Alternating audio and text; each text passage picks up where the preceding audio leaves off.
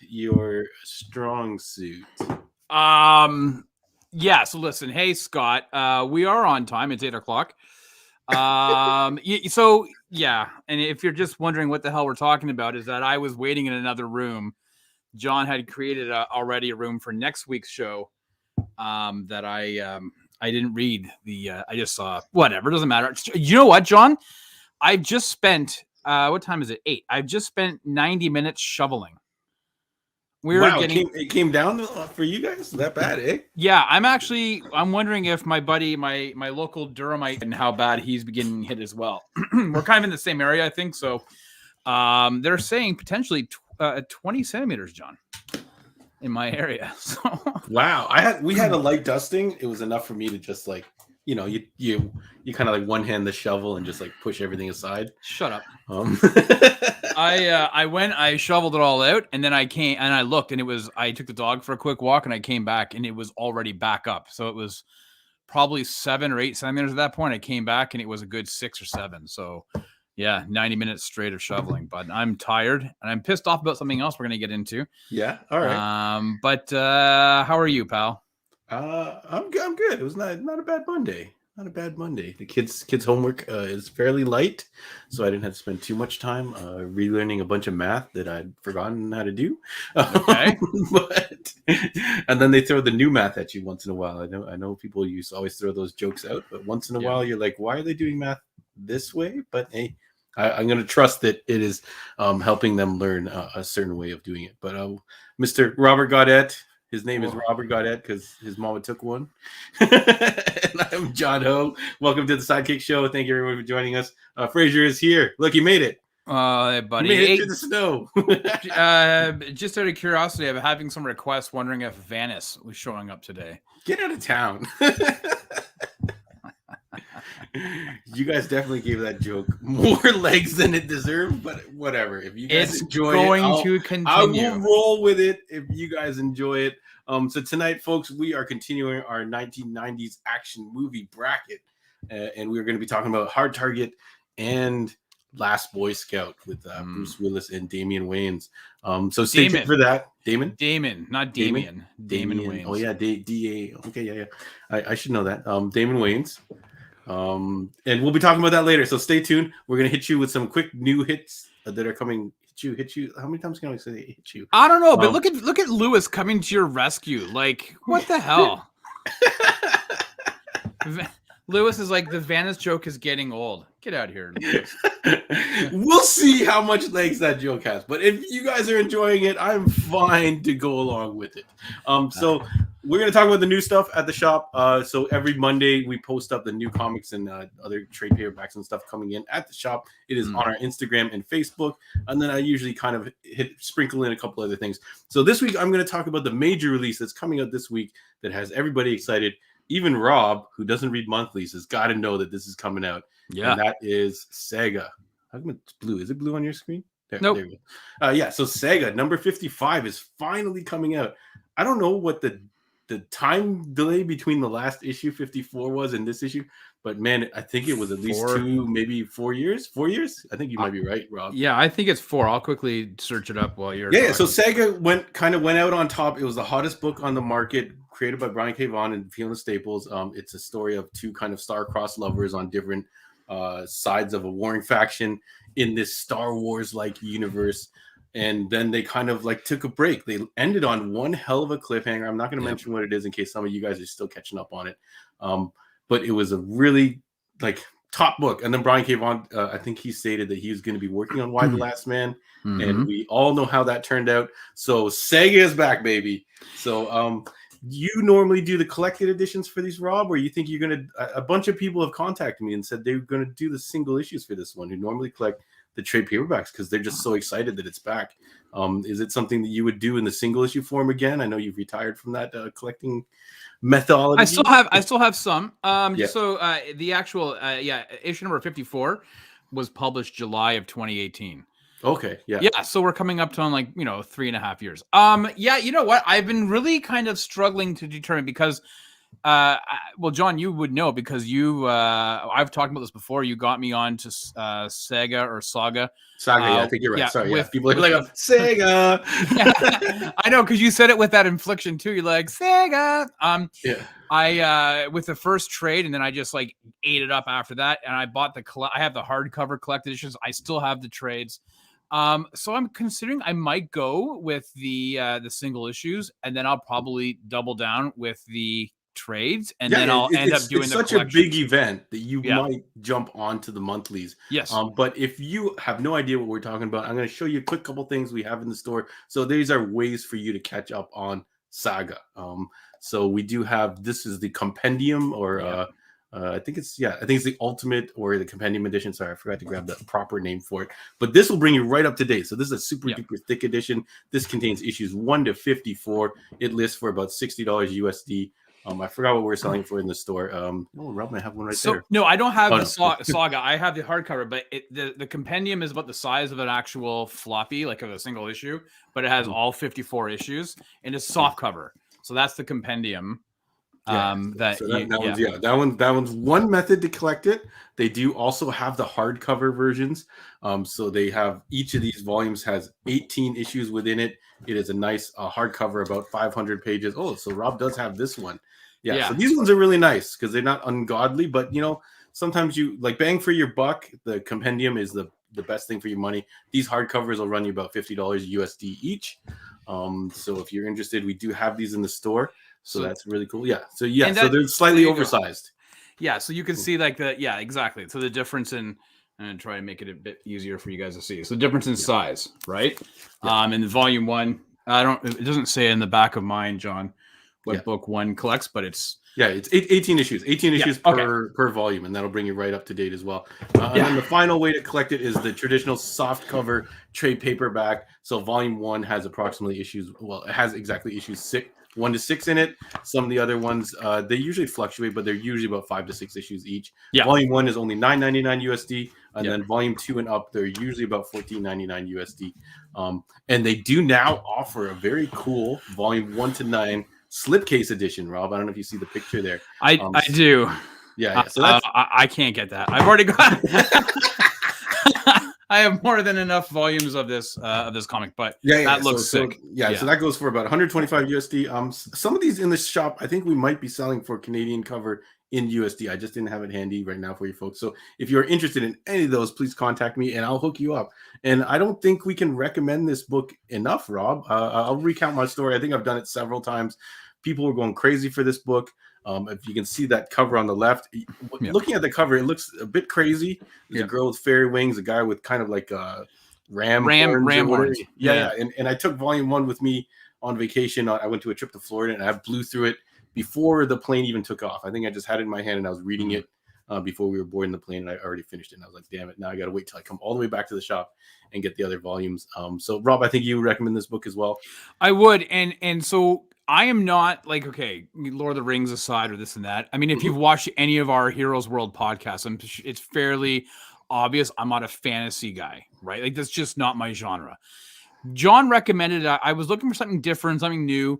He recommended the first trade, and John, to his credit, said, listen, if you don't like it, just bring it back. Like, but just, I think you're going to like it. Like, this is my guarantee. And I'm like, all right.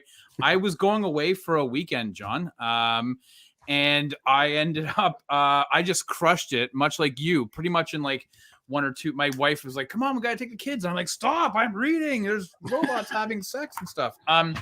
So yeah. And I blew through that, and then I was picking up the trades as fast as they were coming out. I was grabbing them, and then even I got my neighbor onto them. He took them away to a cottage for a week, and he's like, so there is something. It's just it's so easily accessible. Even if you are not a fantasy guy, you're looking at this cover, you're be like, nah, I don't know what the hell this is about.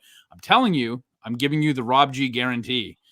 You are going to like this book. Yeah. Sci-fi fans, you can definitely apply. Even I think at the time I was a newly minted father, so there's a lot going on in there because they have the baby that they're trying to save from everybody. But I think everyone's going to enjoy this, and Brian K. Vaughan's writing obviously stellar, but Fiona Staples' art absolutely incredible. And this is the great thing about Image Comics. It's all creator owned. So for this particular series, there's never been a fill-in artist. There's never been a piece of artwork that was not done by Fiona Staples. There's never been like the two of them not together to do this book. So it's very cool to see some type of creative vision that kind of allows them to do whatever they want. No kind of like fingers in the pie, as you would say. Well, and that's why they took some time off, because I think Fiona Staples they both said, you know what, we're tired. Like, Fiona was working like crazy, putting these things out. And they said, you know what, we don't want to just putting out an inferior product. We're going to take some time off. We're going to do a couple other things, then we'll be back. And people were like, what? And they're a number of issues deep already, so it's not like we have to worry about it. So I'm super stoked, John, and I think a lot of people are going to be are really stoked. And if you haven't gotten on the Saga bandwagon, it is okay. As John has just shown you, there's numerous ways in which to get copies of this book. Yeah, I can't recommend it enough. Yeah, you can, and if you're interested, you can go to the Image website right now, and you can read issue number 1 for free on their website. So check that out, and then hit me up if you want to get a copy of issue 55. I'm sure Rob wants me to pull one for him this week. Yeah, of course. Let me know. And I think that's it. That's all I want to talk about, because that was a big deal for us this week. Lots of other great books coming out. So check out our Instagram and Facebook post. But I'm going to hand off the ball to Rob to let us know what news. I think he's checking for breaking updates right as we speak. I was trying to find Rob. You're a hell of a newsman, as they say. Hey, thanks, buddy. I was actually trying to find. Fraser thought that there was a movie, that this was made a movie with Daniel Radcliffe, and it wasn't. There's been no movie made. I was actually trying to find the movie that I think he was referring to, but I just couldn't pull it up in time. So. If this does get pulled, it's called Horns. Yeah. That's the movie that from 2013. That's the movie that Fraser was probably thinking of as Horns, but definitely not Saga. No. If this gets picked up for a movie or TV series, then 100% Fiona Staples and Brian K. Vaughan are going to be 100% involved. I'm sure the wide Last Man deal was made, I don't know how long ago, so that probably didn't turn out exactly the way we wanted to, but who knows, whatever. Let's not talk about that show. It's gone and done. So go ahead, Rob. What do we got? Oh, well, John, first of all, I got some personal news for you, bud. Let me tell you something. There is nothing quite like going out, John, and spending your hard-earned money and buying yourself a nice 4K television for your family room. 55-inch LG TV, bells and whistles. You put a pretty penny on it and you expect your TV to work. But thanks to the good folks at LG Canada, mine just happened to take a shit this afternoon. And is no longer functioning. So nothing infuriates me more, John, than spending over some hard-earned money on a TV that all of a sudden just doesn't want to work. So I just wanted to get that off my chest, because I'm actually seething inside. I've had to replace it with a 40-inch from my basement, one of the extra TV. I have way too many televisions in my house. Aside. As do we all. I feel like LCDs just have this tendency of multiplying. Back in the day when you had that big tube TV, you didn't have a bunch of them lying around, but now with these LCDs, you're like, there's one in that spare bedroom, there's one in the basement. Yeah, it's the volume doesn't work on it. Yeah, so I got one in my. I have one in my office there. So I have a 40-inch in my wife. I said, look at it, this is horrible. Like, we can't. Like, it's fine, but I was saying, listen, we're gonna see if we can get it fixed, and if not, thankfully Super Bowl weekend's coming up. We'll have to buy a new TV. And she's like, I don't even notice. Like, I can't notice the difference in size, which I don't know, John, if that's a good thing for me, if it's a bad thing, I don't know. All I know is that when it comes to me watching television in that room, I'm having a difficult time on the 40-inch TV, but I digress. Hey, John. First world problems. Yeah, if anybody knows where I can get my TV fixed for a relatively good rate, let me know. Hey, John, do you remember, like, I don't know, say 11 months ago, 10 months ago, we had Godzilla vs. Kong came out, and you were like, man, this movie is hella ruckus, and it's one of my favorite movies of 2021. Do you remember when you said that? No, I'm pretty sure what I did is I actually called up our good buddy Scott and tagged him in for our podcast for Godzilla, because I didn't want to watch it. And thank you, Scott, for filling in for me. I think you did an awesome job. He did. Well, Scott will be happy to know, John, that we are going to be getting a lot more Godzilla. We're going to be getting a lot more Titans because Legendary Pictures, which owns the American, or I guess North American rights in connection with Toho out of Japan, signed a deal with Apple TV to do more Godzilla, more Kong, more Titans movies. So this is a pretty a huge deal, no pun intended, that came out late last week, about Thursday, I think, is the announcement. It was at 5:00 in Eastern time, which is a weird time for an announcement. But Apple TV has decided to get in, and they said it's a series. Now, I don't know if we're talking about a television series, John, or a series of movies, but they are in it for the long haul. So if you were a fan of this new direction of Godzilla and of Kong under Legendary Pictures, you are in for a whole hell of a lot more with their new deal with Apple TV. Plus, no word on when any of this is going to be coming out, John. I would imagine, if I'm a gambling man, let's call it 2025. How's that? Okay, interesting. Godzilla's actually doing a crossover with Power Rangers in the comic world. So I wonder if the Godzilla license is just like they're like, we got to cash in. Time to start go full force. That's cool. Whatever your thoughts on it, I know that Lewis is kind of passing on the Godzilla. They are making some serious money, and there's a lot of eyeballs. Even with the release on HBO Max back in March of 2021, they still had a lot of eyeballs. What else has a lot of eyeballs, John, are the Mission Impossible movies. And John, you are a huge fan of these Mission Impossible movies. Yes, Ethan Hunt. Ethan Hunt's greater than James Bond. I don't know how you would do greater than sign it. Well, not that way. You're actually incorrect. However, I would say though, John, that now you're a fish. I would say that I would have a difficult time if somebody say, what's the one series of movies that John would take to a desert island? Would it be the Fast and the Furious series, or would it be the Mission Impossible? I'd have a tough time. The Mission ones. I'd have a tough time knowing which you would choose, John. But I have some bad news, bud. As you know, for the past number of years, Tom Cruise and Chris McQuarrie have been filming Mission Impossible 7 and 8. Due to COVID pandemic, these movies have been pushed back, and unfortunately, we're being pushed back again, John. Mission Impossible 7 was supposed to drop September 30th of this year. It is now moved to July 7th of 2023. Mission Impossible 8, which was supposed to come out that July date, is now being moved to June 28th of 2024. So we're now going to be waiting even longer. Sounds a hell of a way. But that's for the second part. Like the part that's for part 8. Currently filming or whatever. So we still have part 7 in between now and 2024, to my understanding, right? Well, yeah, as I just said, John. I know. Part 7 comes out in 2023, and part 8 is 2024. Tricky with that last end sentence. Like, look at this big gap, and then it's like, oh, that is for like the second one. That's right. But yeah, it's sad, but hardcore. Like, imagine like the sway that I guess Tom Cruise has. That I feel like he's under no pressure to release this anytime soon. I feel like he could just tuck these into the clip and walk away. I don't think this is his decision. I think actually, don't forget, he also has Top Gun 2 that's been sitting waiting to, like, both of these sitting on that top shelf, right? You know, just out of reach. Bond was within reach, and they were like, hey, let's put this out. I can't reach that Top Gun though. So what they've done is they've moved it next to Morbius. So this movie was supposed to. Shelf. That's right. Top Gun. Sorry. Mission Impossible 8 was originally supposed to be out this year, I believe, like this Christmas. So we are really far behind on these movies being released.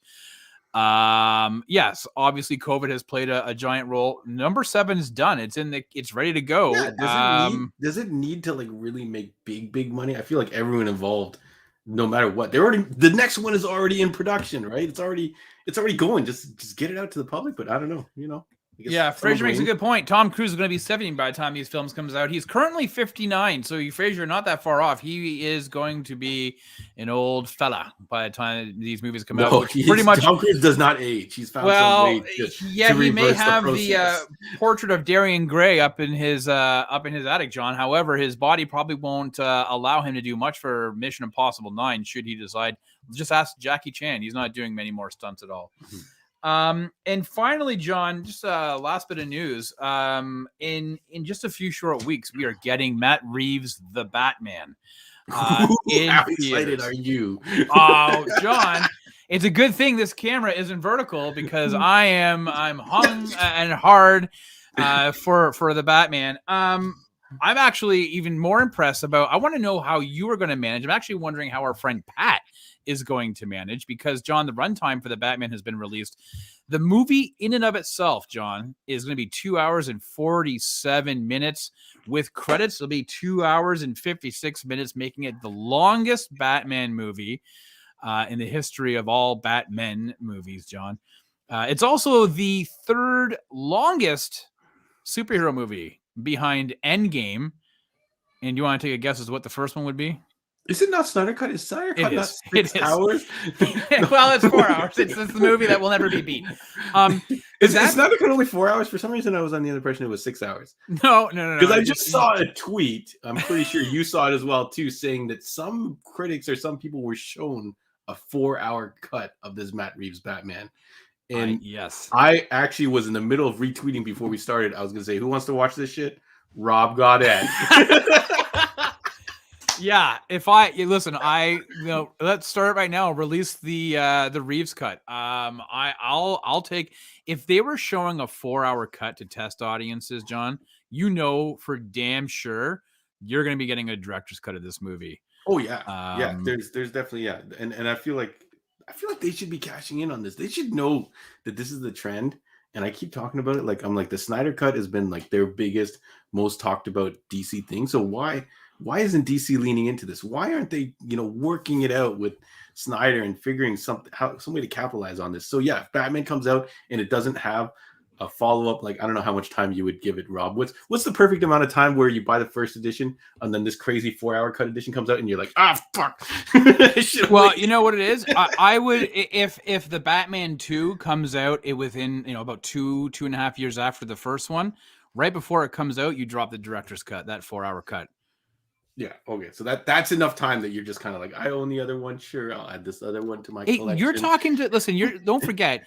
We spent a collective 9 hours in the theaters watching The Lord of the Rings. And then within like a few years after they came out, we were like, hey, let's buy the extended editions that increased the total runtime to like 13 hours, John. And I'm telling you right now, dollars to donuts, most people will watch the extended cut of those movies over the theatrical cut. Yeah. Yeah, that's all I hear. Yeah, people are like, holidays, I'm hunkering down, and we're gonna watch a Lord of the Rings extended cut marathon. So shout outs to you guys. That's awesome.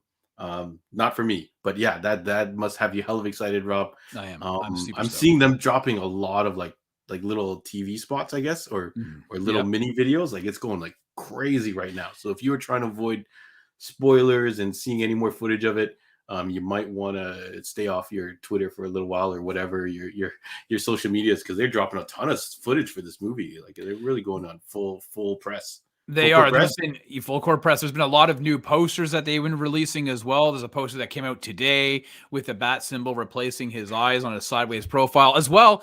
The Matt Reeves issued out the first part of the score.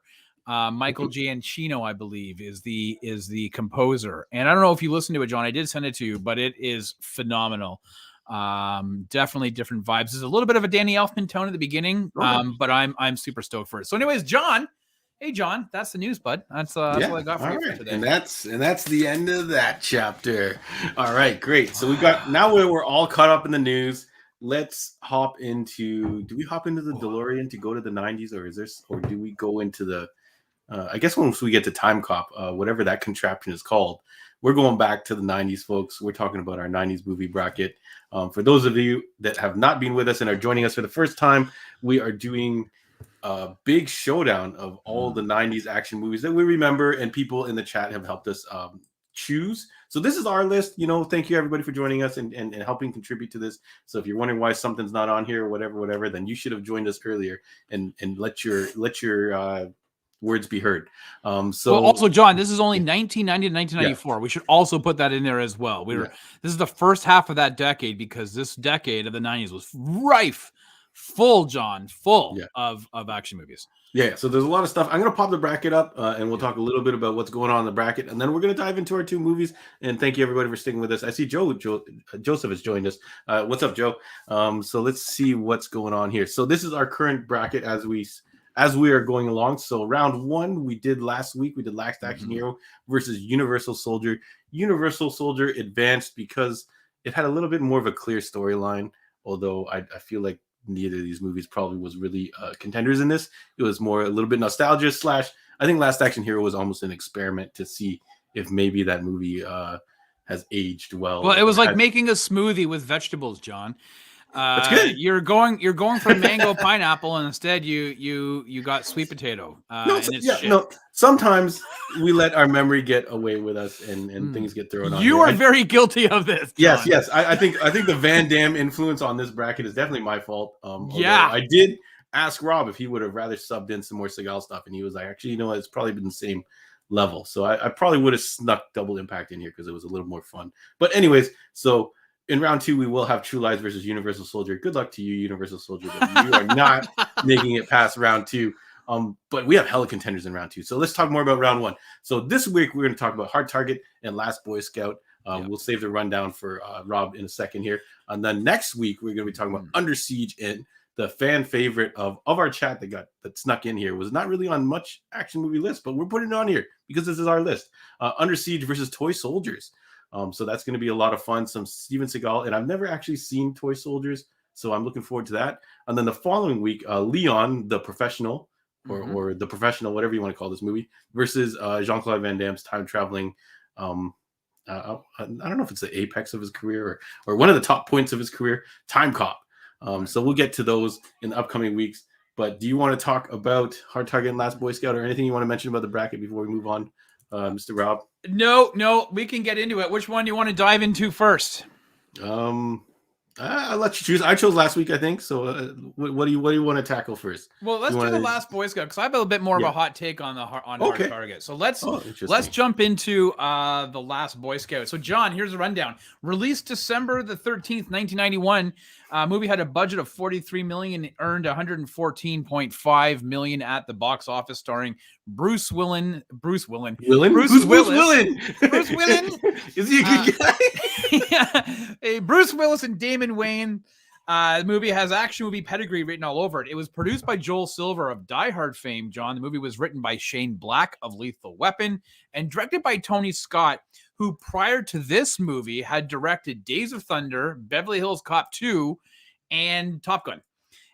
Movie saw a massive payday for its writer. While I was doing the research on this, I actually remember reading this story back in the day. Shane Black scored a record all-time high $1.75 million for this screenplay. It was in contention. It was like studios were like bidding for it. They were crazy for it. Yeah. The production of this movie, though, was rife with issues, mostly due to the ego of its one star.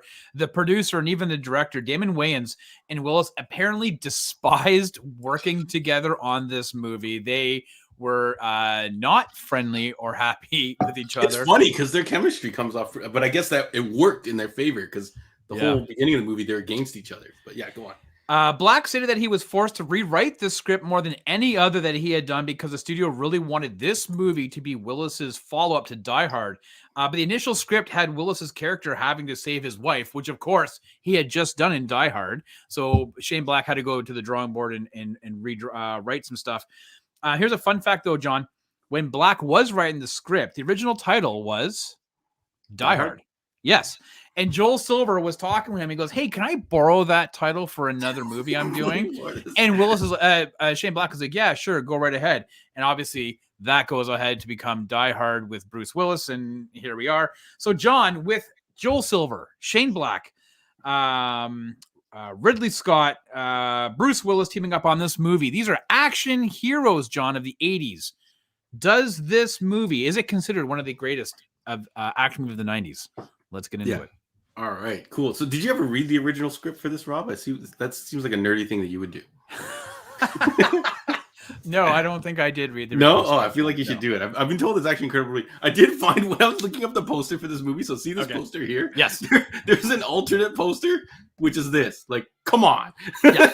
That's bad. Come on, get out of town. Anyways, so I didn't remember any of this movie except for maybe the ending. So it's interesting, all that crazy stuff that happened that you mentioned there. So yeah, everybody in the comments start getting in here for we're talking about, hold on a second, Space Force. We're gonna get to Hard Target. We're talking about Last Boy Scout first, and then I'll try and come back and get to your comment. But this so your thoughts on Last Boy Scout, get them in there now. I totally lost what I was doing. Yeah, you're so you want to you didn't remember much of this movie. I didn't remember much of this. Yeah, except for the ending. So all that stuff that you said, I wonder what would have happened if this movie came out before Die Hard. If it would have been just a completely different movie. But I actually quite liked the chemistry between Willis and Waynes. It took them like they were against each other. So if they were not getting along in set, I guess maybe it worked in their favor. And then when they finally teamed up, I liked what I saw, and it's a shame that we didn't ever get a sequel. So this movie being just one and done, maybe if it got a second one, it would have elevated that status of the first one. Like, you know, like how Lethal Weapon got so many movies. How much would it have sucked if only Lethal Weapon 1 came out? And maybe but sure, this movie is not as tight as Lethal Weapon 1. But overall, I think it was great. It has all the beats. It's got a lot of explosions. Okay amount of action. I think I saw Scott mention in there that the action wasn't as hot as he thought. But yeah, I think yeah, they probably could have used one or two more action scenes, which I think is in the original screen treatment. Yeah. When you're covering like the kind of what was taken out and what was like popped back in and all that kind of stuff. So it's still good. I think I would definitely rewatch it again. I think this movie is a little bit more worthy of the kind of like it's kind of getting like, now that people are coming back to it, it's kind of getting a little bit more of a following, and a lot of people appreciate it more. Bruce Willis's performance, I think, was pretty good. Like, I don't know if we've seen him kind of go like he's like this drunken like kind of mess. Mm-hmm. So a lot of people I think do praise his performance in it. But let me get to you, Rob. What do you think of this one, coming from, you know, Lethal Weapon and being a big Shane Black fan? Like, yep. What did you think of this? When was the last time you watched this one? So it's really funny because I remember watching this when it, when it first came out on home video, John, and not really liking it that much. Like, I remember saying to you when we were doing this, putting this all together, I said, "Ain't life a bitch?" And you were like, "What the hell?" And I was like, "It's Billy Blanks." And like, that was the only memorable part of the movie in my head, is ever seeing that part of the movie, right at the beginning. That's a crazy intro. It is. With what happened there. And did you like that Friday Night Football song that that was pretty funny? Right? I don't know who that singer is, but I feel like I've heard him in a bunch of stuff. Like, yeah, I don't know if he sang like the Back to the Future Back in Time song or something. Like he's no, that's, I feel like that was easy top. Yeah. But yeah. So anyway, so rewatching this movie, John, I gotta say, I liked it a hell of a lot more than my memory of it was. I didn't really appreciate it back then. I'm gonna give you my honest take on things. Because why would I lie? This is a what product. Do you stand to gain from lying about this in this particular point in time? Yes, I want the Paddington Bear hat, just like Damon Wayans. He wears a bunch of funny hats in this, which is pretty cool. Like, look how pimp this outfit is with the tassels and stuff like that. It's pretty pimp. Anyways, first of all, I thought Bruce Willis was horrible in this movie. I did. Because I'll tell you why, is because, you know, I've watched a few, I've been kind of diving into a lot of 90s action movies and stuff like that, or even just 90s disaster movies or whatever. Following our Die Hard watch, and we discussed it. We watched Die Hard 2 over the holidays. I went in and watched the rest of them. This is exactly, his character in this movie is the exact same version of John McClane he did in Die Hard 3, Die Hard with a Vengeance. You know, he plays up this, like, the stereotypical private investigator who's, you know, down his luck. He was drunk. He talks like he's got, you know, he's so tired. I haven't been sleeping, you know, whatever, Ace, like that, right? Like, it was like, there was no, it was just so cliche that it was driving me crazy. This is a very, like, this really is like a product of early 1990s, late 80s action movie. Like, it has everything, the explosions, the ridiculousness, the overt sexualization of women. I know that I had a private chat with Scott messaging, and you know, seeing some of that stuff was bothersome, and it was very dated, and it is very much a window into a time that I'm kind of glad that we don't have that anymore. You don't see a lot of that type of shit done anymore, of these helpless women, you know, being used and abused by guys, unless you're talking about like these drama movies that there's whatever. But for these action movies, right? Like, it was just, it is a very much a product of its time. But that being said, like I think that the story is pretty intense. It's pretty great. I agree. I would have liked to have seen a lot more action. But for me, Damon Wayans like owns this movie. Like I'm really disappointed in how blasé that Bruce Willis is in this. I mean, I know he had some of those lines like, head or gut or face or gut, No, I think he said head or gut. I think it's head. I think you're right. It's head or gut. And the guy's like, what? Yeah, what? And then, or, touch me again and I'll kill you. No, I told you I'd kill you. That was like, great. That was the best scene in the whole movie. No, so there are a couple of good moments like that. Even so much like even him dancing the jig at the very end, I was killing myself laughing. Yeah, it's so ridiculous, but I was laughing. I was like, this is so funny. But for me, it was just Bruce Willis. Like, I really kind of felt that Bruce Willis had fallen into being Bruce Willis. Like, there wasn't really any difference between this version and his version of John McClane. Like, it was all the same. So I much prefer Damon Wayans in this. But for me, I never gave it enough thought back then, but for me now, I would totally rewatch this again. Like for me, this is not in the higher pantheon of my 90s action movies, but I would probably within like another year or so, like I would throw this movie on again because it's an easy watch. It's fast. It's not boring by any stretch of the imagination. And overall, I really enjoy this a lot more than I expected I was going to. Yeah. I think you're right. Damian Wayans does really shine. And it's a shame that he didn't kind of turn into this, action star. I think he had that movie with Adam Sandler, Bulletproof. Yeah. And then he was in that Lethal Weapon TV series, which was actually a lot of fun. Every episode was almost like a mini 90s movie. So if you're looking for some more, I never saw those. I saw the first one and I wasn't a fan of it, even though it was written by Shane Black. Yeah. You should give it a second. You should give it a couple episodes. Yeah. Yeah. So Space Force was just, I had to just put this comment up here. It has nothing to do with the movie, but he said, you have to include Stone Cold. No, we don't. Brian Bosworth movie is not good, bud. Okay. So for me, I don't know, man. I really like this movie, even though it is a product of its time, to a fault. Mm-hmm. Yeah. Okay. So they talk about Bruce Willis. Yeah, Halle Berry. Yeah, Halle Berry in this movie for like a quick second and they kill her off, and I think that was like before she was a somebody. I think so. They didn't realize it, and I think in the original script there's a whole bunch of different stuff happens with the Bruce Willis's wife character. But I guess that's how cool would it be to see this come back in the age of remakes? Imagine if this gets remade using the original script, which everyone raves over, or like like that'd be interesting. So you know what's really funny about that? Because I was actually thinking about that too, John. I was like, if this movie had been made a few years later, like, could you imagine? I just had the guy's name, Gerard. What's his face? Gerard Butler. Like, I could see, like, he's done his Olympus Has Fallen and this and that. The kind of the same vein of a Secret Service agent, or he's lost his way or this and that. But I could see a remake of this movie with him in that Bruce Willis role. I honestly think if they had somebody else in this movie over Willis, or if they didn't make him like a private eye like this, it would have been a way better movie. Yeah. So maybe they shoehorned him in. But I still love that cigarette scene. Quickly before we move on to I guess our other movie. Let's talk a little bit about like the villains. What did you think about the villains of this movie? I figured we should start trying to like categorize these movies a little bit more clear.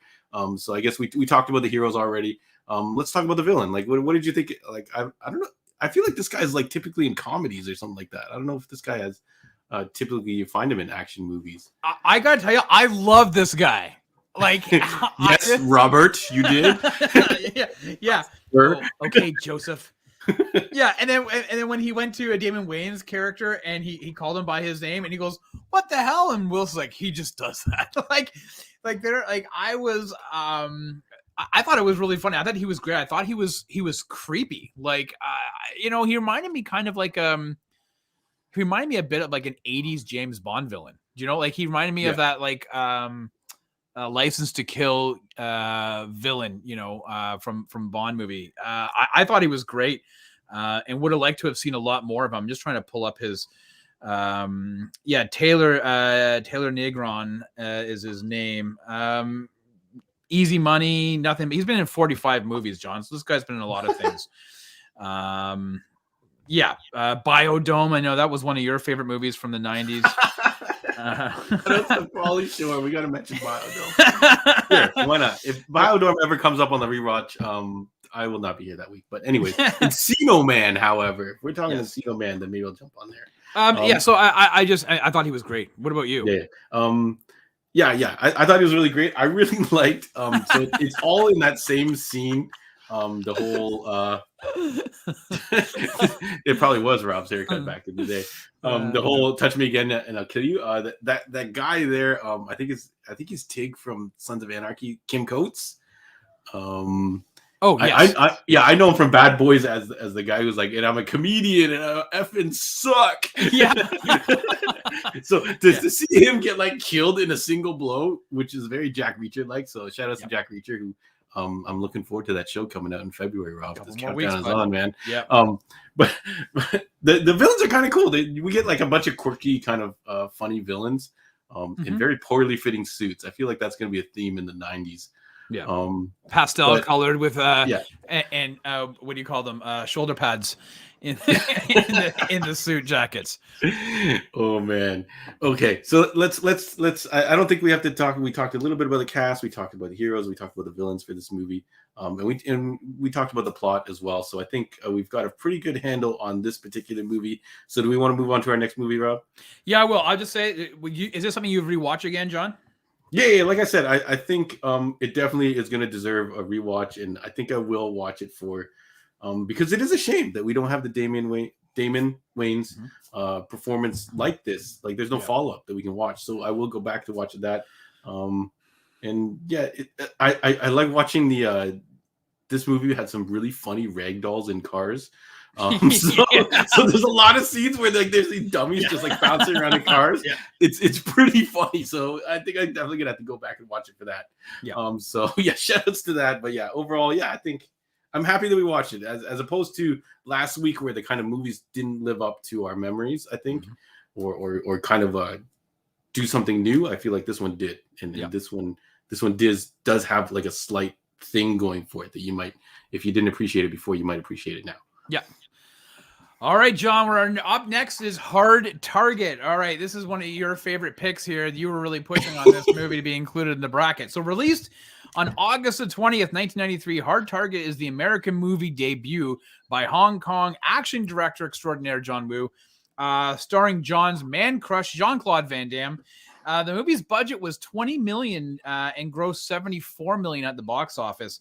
Movie also stars Lance Hendrickson, Arnold Vosloo, and Yancey Butler, who John got a special sent a message out on Twitter, and she gave him a little wink with a like on that one. Hard Target was John Woo's first movie following the amazing Hard Boiled. John just came out like he did Hard Boiled, then he did this one. But his hiring was not without some controversy. Universal Pictures was nervous about having John Woo direct the movie and worried that his lack of English would actually hamper his ability to control the movie and the set. So Universal sent in Sam Raimi to oversee production and to take over if Woo happened to fail. Which would be, you explain why you got to see Sam Raimi's brother Ted walking in the street halfway through the movie when the guy was asking him for help. And he goes, "I don't have any money, man. I don't have anybody. I have nothing." That was Raimi's brother. I think he's like, "I don't got any change, man." Yeah. The biggest overacted reaction to this poor guy just trying to get help. So obviously that didn't happen about Raimi taking over. The movie received mixed reviews across the board, John. Rotten Tomatoes scores the movie at 58% with a lower audience score of 49%. Fun fact, though, John, is that John Woo wanted Kurt Russell for this movie, but he was booked for about 2 years with like 3 different productions. Explains the hair. Yep. So Universal had suggested Jean-Claude Van Damme, and John, that's what we got. And here we are with Hard Target. Hard Target, because his name was Chance. Yeah, Mama took one. So this movie, we're gonna have to do some type of import film or HK film invasion bracket later on. So something like Hard Target could not be on our list because of various stipulations we threw in to narrow the field down. So this is John Woo's representation in this first part of the bracket. I think he's going to pop up again later on, though. I think we might have some other '90s movies. They With might have John John Woo. Yeah, Yep. yeah, in the latter half. Yeah, so Yep.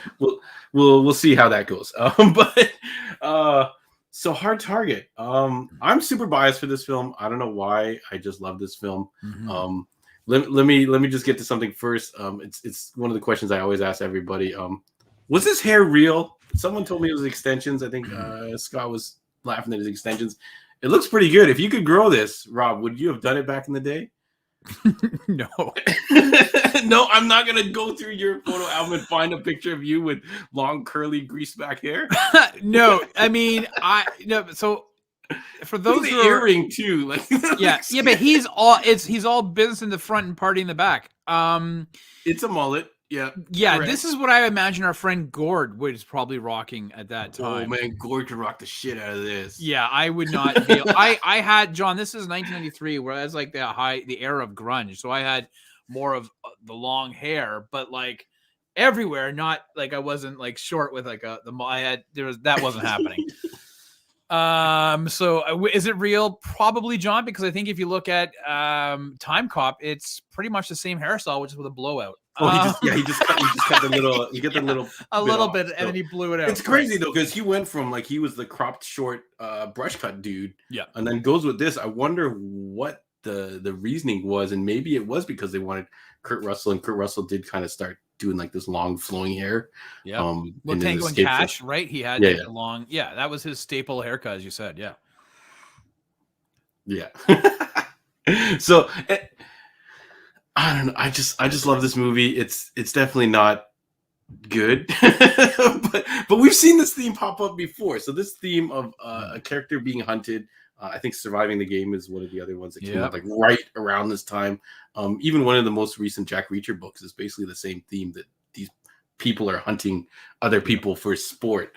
So it makes for a really good action movie, but I do feel like upon the rewatch that this is more 80s than 90s. So I think this would have dominated if it hit a couple years early. And I feel like it is slightly, I think when you mentioned the box office, it's kind of a B movie. I think that's what you mentioned. Yeah, that this is kind of a B list movie. There's a hell of a lot of like, I don't know, John Woo loves fireworks, or you think they made him use all those fireworks? That's a crazy amount of explosions and things going everywhere. So let me kick it to you, Rob. I'm so biased. I think I'm just gonna have to be able to just chime in on what you think, because I think you said you potentially have a hot take on this movie. Folks in the comments, let us know what you thought of Hard Target, Jean-Claude Van Damme. I think I would have to go through a list of Van Damme movies and see where this ranks, and maybe it's not as high as I remember it. But go ahead, Rob. So this movie should have been called Hard to Watch. John,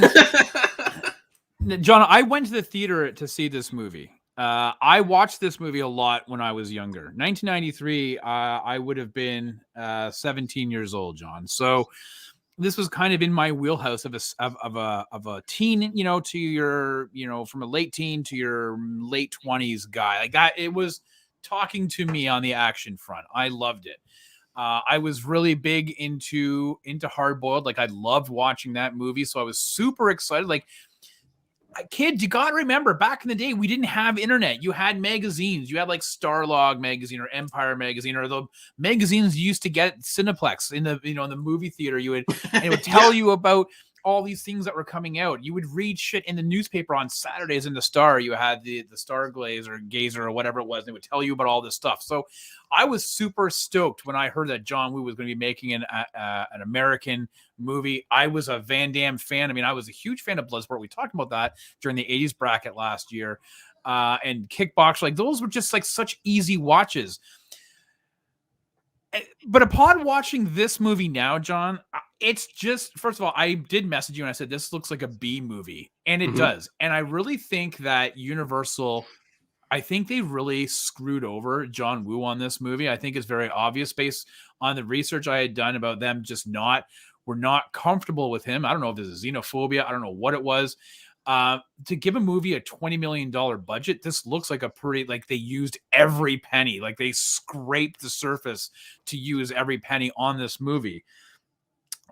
For me, John, martial arts movies, and I'm not an expert in martial arts movies, but I really enjoy when it's done you don't have to speed the film up, but I like seeing fast fights. Do you know what I'm saying? Like I like when, you know, and this is not me saying, oh, Steven Seagal did it better, because I didn't. I like his fighting style. I find Van Damme is more of a ballet. Like he is a trained balletist. I don't know what they're called. A ballet like he's ballet dancer. he is a trained, like that's his style is very fluid and dance like, as opposed to some others at that time, even Jeff Speakman. So I really enjoy when martial arts movies are fast. The fight scenes for this though were not fast. Fight scenes work best, when they're fast and not always in slow motion. And for me, this is too much slow motion in this movie. Like it became egregious that almost in every scene there was 2 moments of slow motion that it didn't require. Like this is a movie that clocks in at 97 minutes. And I really honestly think that if you had actually, if somebody was to, and maybe somebody has done it out there, they've compressed it and made it faster, this movie would maybe clock in at like just over an hour. The amount of slow-mo in this movie, I was shocked that it never really occurred to me. I don't think Van Damme was the right choice to headline a John Woo movie. I don't think his fight style matches well with John Woo's work. I don't think I think they don't complement each other. I don't know why this movie, I feel like it didn't need the martial arts element. I think you're absolutely right. It like, so if it had Kurt Russell, it probably would have focused on just gunplay. And I remember at the time feeling exactly the way that you did. I'm like, why is he kicking in slow motion? I've seen Van Damme kick in regular speed and it looks way better. But for some reason, right now in 2022, I love it because it looks friggin' hilarious. Yeah, but that's the problem. Like, so Jonathan, he says, we're not talking about Oscar winners here. We're talking about action. There's no way this movie had less action than The Last Boy Scout. Okay, this movie has action, but is it good action? And this is the problem with it, is that it has a lot of silly stuff. He's doing like triple flips out of things. Yeah, like towards the end when he's in that warehouse and he's jumping and he's doing like a gymnast routine, like a puro he would have had like have a lot of run up to do that tumble into the jump out of the fire, but that was the best part. In all honesty, I think if you had shown somebody some like Hard Boiled, some of the other movies, and then you showed them this one, and you just like, if you took out all the credits at the beginning, nobody would have known this was a John Woo movie. Yes, you have the dove scene. Oh, there's a bunch of doves and stuff. Yeah, okay, you've got the dove scene. But like for comparison, John, I jumped into Broken Arrow, which is what he did afterwards. He did with Christian Slater and John Travolta. And John, I'm only like half an hour into that movie, and first of all, it looks hell of a lot better. The budget was double in its size. It flows better. It doesn't have all the slow-mo scenes. Like it looks a lot different. So my point is that I think that Universal screwed over John Woo by cutting this budget down to $20 million for him. I think that, I don't know if it was his choice to have everything in slow motion, but fight scenes in slow motion only works sparingly. Like you need to have it fluid and then slow-mo to really emphasize something. But when everything's in slow motion, what are you emphasizing? For me, this is just a hard pass. Like I won't watch this movie again. And it's too bad because my memory of this was that I kind of remember enjoying it a lot as a kid. Now I would be remiss to recommend this movie to anybody. Yeah, I think you could recommend it maybe for its outrageousness. I think the younger me definitely did like this more than the older me, because he basically, especially that last, like the third act or whatever you call it, the final sequence. Yeah, it's just a ton of shooting. So I feel like that's the only point where you might feel like it's John Woo, where they do the back to back. Him and the other villain, they do the back to back on the wall. Yes, and they're like reloading their guns, and John Woo like does all these close ups to make it look very cool. No, those are typical, and like so, Joseph, sorry, it's like that's trademark John Woo. But if you were to actually watch Hard Boiled and then watch this, I think you would agree there's something not right about this movie. I really think they screwed him over. Yeah, no, the double venom was very apparent. He had the jeans with the leather belt, and then he had like a denim like button up shirt, which is a great look that does not work nowadays. But it's the Canadian tuxedo, John. That's what they. If he had the jean jacket, it'd be the Canadian tuxedo. Yeah. Yeah, there are some moments of John Woo isms. I just don't think. I just think you're very hard pressed to. I really think that this was a low budget movie, and it's too bad. I think it was set up for fail. I think Universal said, you know what, we'll make some money off it. We're not really worried. I think it's going to be a tank. I think it did okay, probably better than they expected it to. You messaged me that this is getting a 4K release, so Yeah, it's obviously still getting. It's obviously still bringing in some revenue for them to be able to want to do that. I think it's because you look. It's humorous. It's unintentional comedy. I think is what you would call it. Right. Just the ridiculousness of the it. last thing I want to say though is Lance Henriksen. Yeah, totally saves this movie. Like, I'm a big Lance Henriksen fan. I remember watching him in first of all, from Aliens.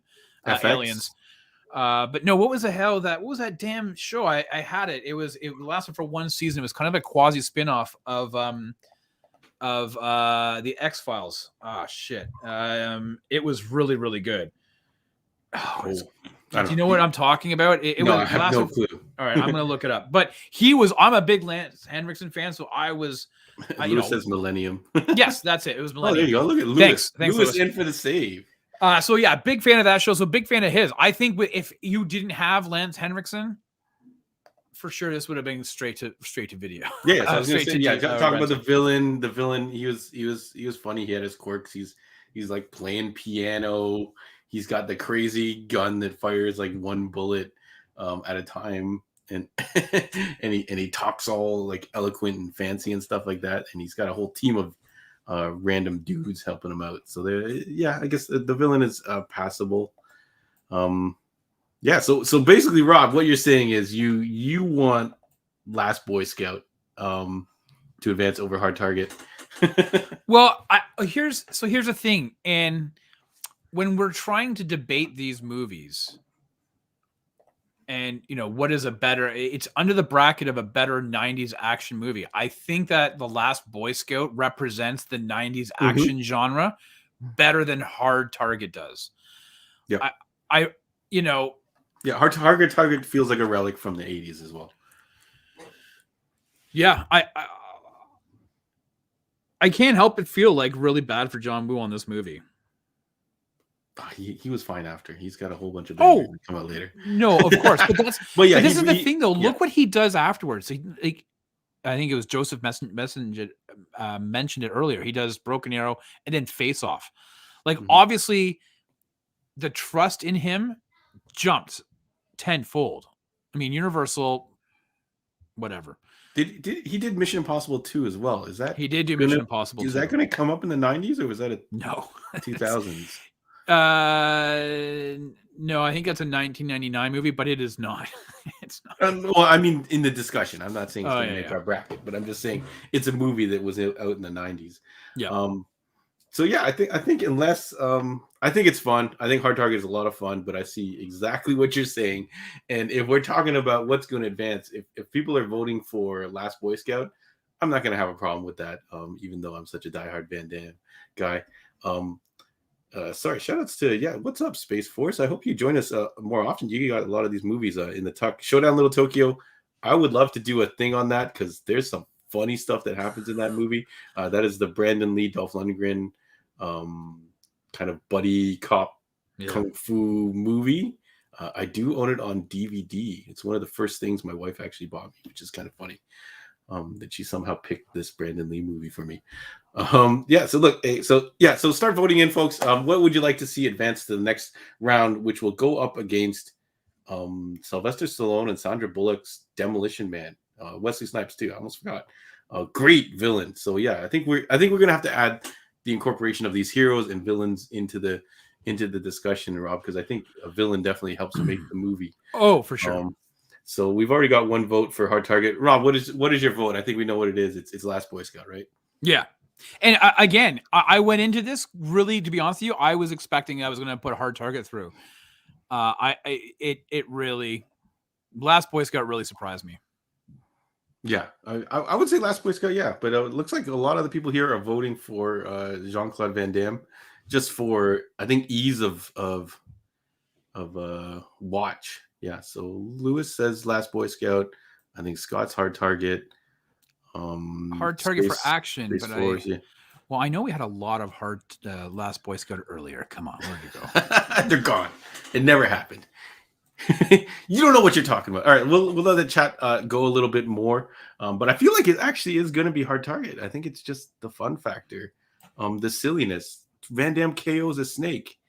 You know, he had the kooky uncle, who had one of the great Oh my lines. God, He's Wilford like, Brimley. yeah, he's like now we dug put him out arrow of- into anyone who is not Chance. Yeah, And I'm they like, dug oh, him out that's of great. Cocoon. They're like, hey, since you're not doing Cocoon 2, come on over here and pretend you're stop eating Yeah. oatmeal and come do a movie for us. Yeah, and Yancey Butler, who I actually did quite, I was a big fan of hers. She's also in Drop Zone with Wesley Snipes, fun movie. And then you see her resurface in the Witchblade TV show, which I don't know if anybody did watch. I think I feel like I tried to watch it, but I don't remember any of it. Like much like Relic Hunter, Tia Carrera had a show called Relic Hunter. Both of them have seemingly been erased from my memory, but I feel like I did watch some of them. So yeah, Rob, it looks like you're gonna get outvoted here. Hard Target's gonna go through. Not a big deal because Demolition Man. I don't know if anything's gonna beat Demolition Man. Like I said, our lineup of round 2 competition is crazy, like crazy. So you're listening on the audio. I'll quickly rattle them off. In round 2, because we had a weird number of entries into this particular bracket. A bunch of movies got round 1 buys, and rightly so because the pedigree of them. And those movies are True Lies from 1994, Demolition Man from 1993, Point Break from 1991, and Speed from 1994. So 2 Keanu Reeves juggernauts that I feel like they're going to go if they're not going to go all the way, they're going to get very close. But yeah, I was going to say that maybe the early 90s is still too reminiscent of the 80s, Rob, but Point Break is in there. Like Point Break is in there at 1991. And that's like, we just watched it recently and I'm like, hell yeah, I'll watch that again. Yeah, so would I. Yeah, we did. It was like a few months ago, right? So yeah, I would totally rewatch again. I actually want to know, did the people who are voting for Hard Target also watch Last Boy Scout? The Last Boy Scout. They might have. It's Last Boy Scout is very dark also, Rob. So one of the knocks against it is it a little bit dark. It's got a little bit more of the cringe that you were talking about that doesn't translate well to modern. Although Hard Target's got some funny things as well. There's a lot of I don't know what you would call it, but a lot of calling other dudes boyfriends of other guys. Like I thought Van Damme's like, take your pick stick and your boyfriend and get out of here or something like that. And then there's one point where the bad guys try to scare they're trying to scare Yancey Butler off and they beat up Van Damme and they're like, tell that girl to point her tits whatever west or something and get out of town. And I'm like, what the hell is that? That was a pretty I'm like, who wrote this? But yeah, I guess that was normal for back in the day. But so are we sending Hard Target through, Rob? Well, you go ahead. I to be honest with you, I don't think it's reflective of a good 90s action movie, but I'm obviously I think it has here. I think you're right. It has the formula, but the over the top action Hard Target has it, and I think it's just I would just respectfully it's just a people disagree. pleaser. So I'm gonna attempt to send it through. Oh, it actually worked this time. All right, cool. So we'll have that happen. I don't think it's going to be Demolition Man, but we'll cross that bridge when we get there. But the problem is you never know. This is the problem because our memories of these movies, I mean, are souring our. But the problem is there's a reason why we put these other movies at the kind of like the auto buy because we have watched them. We have rewatched them. They've already passed the rewatch test, I think. Yeah, I haven't seen Demolition Man in quite some time, so it's going to be interesting for me to. I mean, I did just rewatch Point Break, Speed, and True Lies within the last year, so but it's been a long time since I've seen Demolition Man, so it'll be interesting to find out how that does hold up. But next week will be good, John, because we've got now. This is an interesting one for me. Is that we've got Under Siege, Seagal, which is probably his highest ranking movie, or at least most popular movie that he had done, going up against Toy Soldiers, which was not, when you and I were compiling this list, we like off screen, Toy Soldiers was never in it. It wasn't even a thought. It wasn't even it was like a fart in the wind. It was gone. We had no idea. I was like, what was that? Whatever. It wasn't on the list of action movies for some reason. Not like we intentionally were like saw it on a list and we're like, no, it was just omitted. Slide this out of here. It just was not on the list for some reason. So yeah. So that was brought upon by, I believe it was Sarah started it off, and then some other people started kind of agreeing with her. So I have it up here. Toy Soldiers is currently streaming on the CTV movie app. So if you get it's free, there's ads in it. But if you go to CTV movies, you'll be able to watch Toy. I kind of like the little commercials. It's kind of like a throwback. To have all right, like these little breaks. And you go get your popcorn or whatever. I wish they would play vintage commercials. No, that would be funny. So that's the new thing. So if you create a streaming service and it intersplices vintage commercials of that era in there, oh man. And if any of those brands are still around, why wouldn't they be allowed to dig up one of their old commercials and use it? But that's a free idea for you, internet. So if you want to get on that, that's awesome. And Under Siege just dropped on Netflix like a week and a half ago, which was really bizarre. So I was like, oh wow, they've obviously never listening to us. So so at any rate, here we are. Under Siege versus Toy Soldiers. So that will be next week on right here on the Sidekick Show. Now what's your you've never seen Toy Soldiers? Never seen it. I was gonna pull up a trailer, but I figured I'll just go straight into it and watch it. And Under Siege, someone in the chat did mention Under Siege 2, which I believe is also 90s. I don't know. I don't remember which one is which. Under Siege is on the boat, or is that Under Siege 2 is on? No, that's on the boat is number 1. Under Siege 2 Dark Territory is a train. Yeah, is on the train. Yeah. So I feel like I don't remember these because Steven Seagal, I think I wasn't as big a fan of back in the day. So these movies I might have only seen once, and unfortunately they are gone from my memory. So it'll be like watching two brand new movies for me. I feel. No, I think I do remember points from Under Siege. Is there a cake in Under Siege? There is. Yes. Yeah, with Erica Ellenack jumping out of it. Yeah. Is there? He's a chef. The whole idea correct. Is Casey Ryback. Yeah, it's been a while since I've seen this, but yeah, Casey Ryback is the chef. He was a former Navy SEAL. Yeah.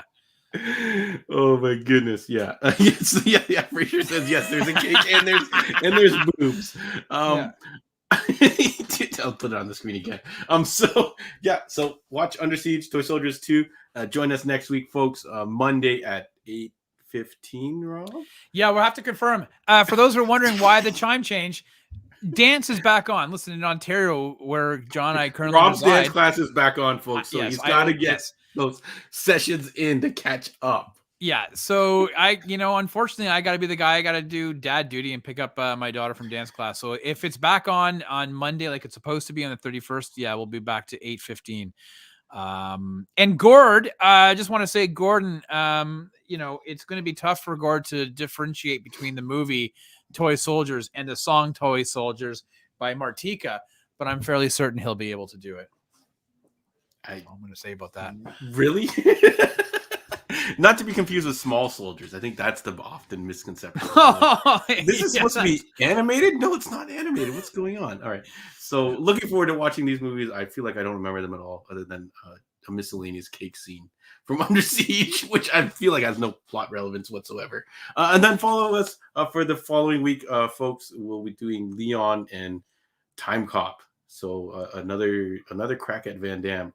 We'll see how much he gets in the latter half. I don't know what's in the latter half of Van Damme. Sudden Death, maybe.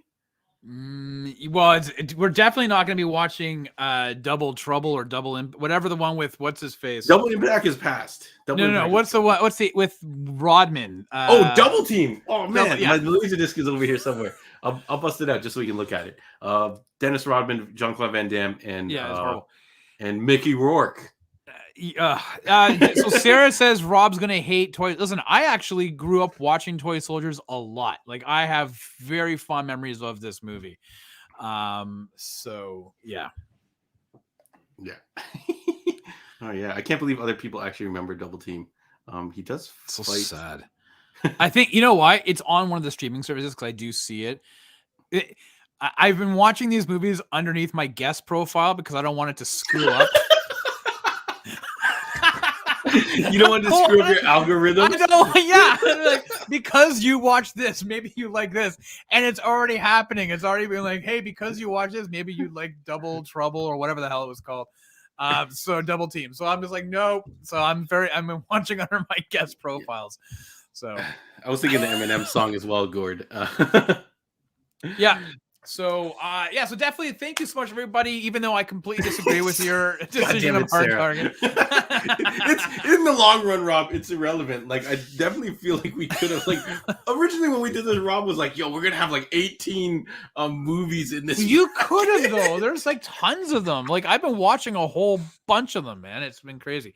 But the 90s were an interesting time. But anyway, thank you so much for everybody for joining. Hey, if you haven't checked out the Heroes World podcast, this week, John, myself, and Stu, we did a review play out some music while of the book of Boba, episode 4. We also did a review of Peacemaker episode 4 as well. So you can definitely check that on the Heroes World podcast YouTube channel, as well as wherever you get your audio podcasts, streaming services. And Andre and our friend Jesse are back with TGIF, and they were talking a lot about comics. What happened this past week with the Microsoft purchase of Activision Blizzard. So definitely you want to check that out.